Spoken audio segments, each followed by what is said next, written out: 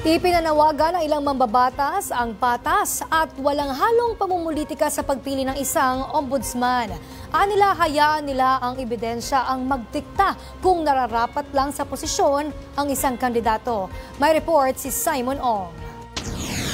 Umapila si House Deputy Speaker at Zambales 1st District Representative Jay Conghun sa mga usap-usapan tungkol sa ombudsman bidding ni Department of Justice Secretary Jesus Crispin Boying Remulla.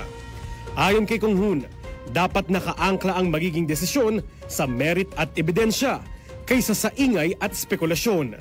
Dapat aniyang bigyan ng pagkakataon ang lahat ng kandidato na ipakita ang kanilang kwalifikasyon at track record at huwag basta-bastang magpadala sa chismis at alegasyong walang batayan.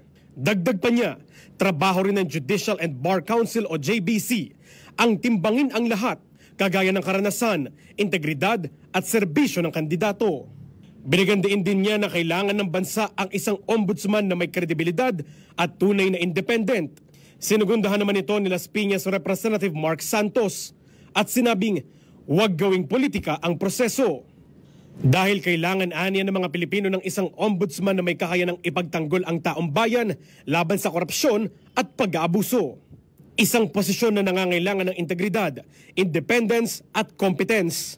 Dagdag pa ni Santos, susuportahan ng Kamara ang sinumang uupo bilang ombudsman para matiyak ang paglaban sa korupsyon. Para sa totoong balita sa Bagong Pilipinas, Simon Ong, Congress News.